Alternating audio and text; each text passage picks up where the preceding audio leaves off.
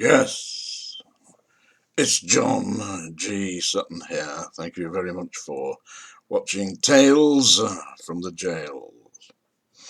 I'm going to tell you a little story now about some of the characters that I encountered during my time in the prisons. One of the I found him a rather despicable character, and if you watch the BBC documentary Strange Ways, in the third episode called Screws, in which you will see myself standing up and trying to do something positive within the prison system.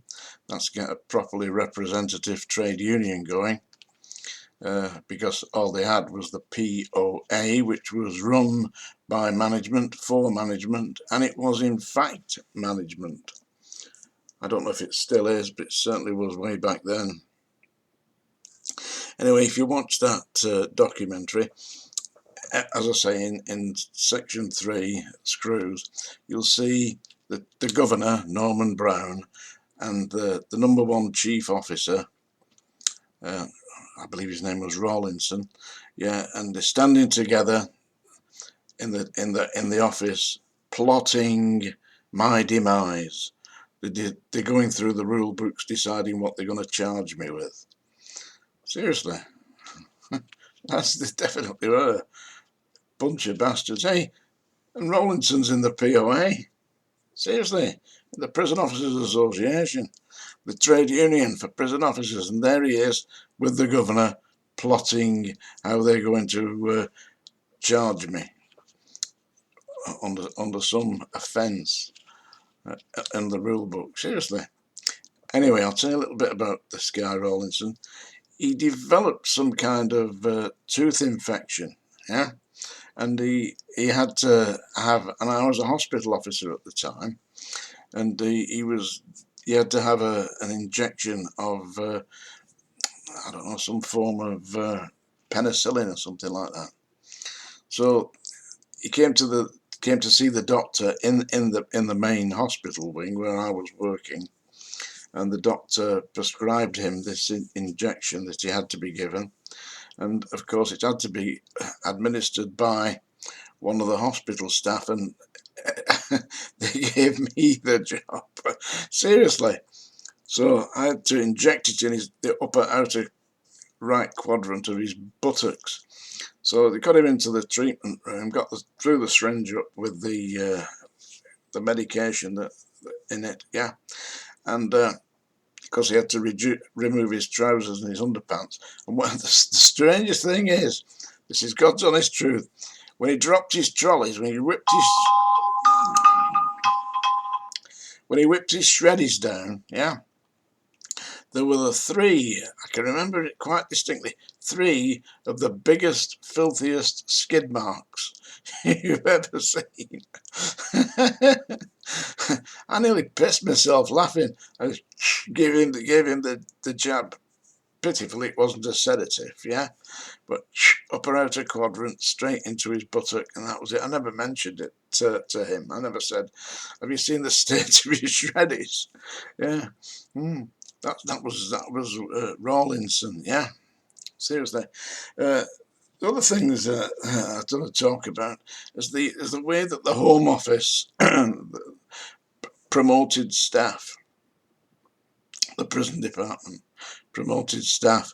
The officer who was the principal officer, who was the northwest head of the National Front, yeah, and I'd got him in all the papers. I wrote an article, and it was published in the Daily Star, which was a much more serious paper then than it is today. But in the Daily Star, they published all this, and I managed to get a photograph of him, and they put his photograph in the middle of the paper with his picture there, and underneath it was, they call this man a racist, mainly because he was a mad member of the National Front. So after I've exposed this in the national press, you'd think that the Home Office, who employ this man, would be absolutely horrified. They've got, there we are, the prisons, and run by National Front maniacs. What do you think they did, folks? I'll tell you what they did with him. They, believe this or not, promoted him to governor, promoted him from principal officer straight to governor, and put him in charge of race relations for the northwest of England. The north of England, all the north of England.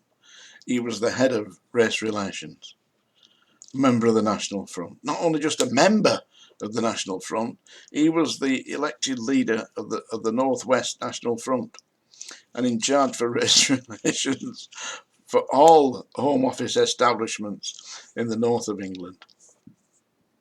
Seriously.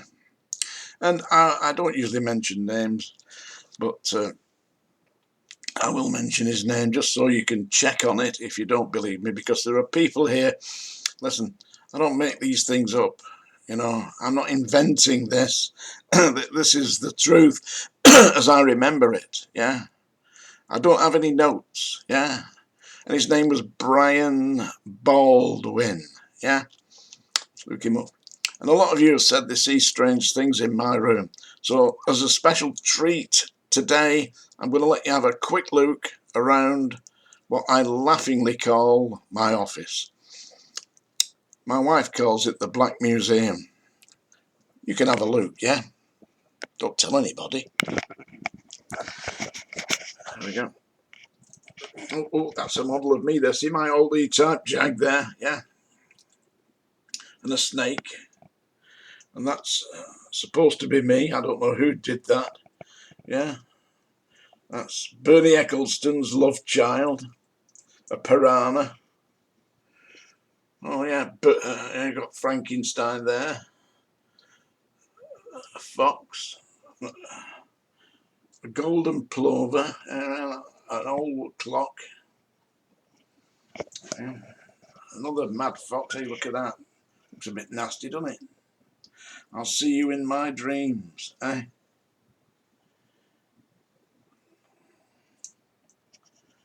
Oh, yeah, that's what's left of the plumber. Yeah, he was no good at plumber. That's Haworth. Yeah, see, that's the street scene of Haworth, where the Bronte sisters lived. We got the Joker. Psychic Pets, my international best-selling book. That's the poster that was used in America. That's my old office assistant. He couldn't spell, so I strung the bastard up, chained him to the wall. What have we got over here? Oh, yeah, there we go. That's me as a little boy on the wall there. You see the picture? That's a hat hanging on my warthog. Another thing. You can see over there in the background, you should be able to see Batman. Have we got Batman there? Where is he? Oh, there he is in the background. Yeah, you can see Batman. Yeah. And the Exorcist. Yeah, see the Exorcist hanging in mid-hair. Yeah. That's it. A signed picture of Frank Bruno. And there we have it. So there you are. You had a little look around my Black Museum today. You can see it's a tip. Yeah, I tend to work in a tip, you see. I don't know why, but it's a mess. My wife says it's a mess anyway. So, yeah, so that's what they did. They promoted the idiots. Pardon me. Oh yeah, the guy that assaulted me in the end. What do you think they did to him? Again, promoted him to governor and put him in charge of all the nursing services. In no nursing qualifications other than a certificate from the Home Office, same as I got. That was it. Yeah, they made him a governor and put him in charge of all the nursing services following his assault on me. Anyway, I'm going to sing to you now. You deserve it. If you've got that far, you deserve it. Oh, you can see my jukebox in the background. I've got a jukebox there. Let me just show you my jukebox. I know you're going to love that. Yeah, there you go. There. That's my jukebox, 1960s jukebox. Got loads of old records on there. Even got some of mine, you know, when I recorded as Two Hat John, because I've got more than one hat. I've got two hats. Anyway, I'm going to sing to you now. I know you like it. You pretend not to, I know. But you're all fans, really. Are we ready?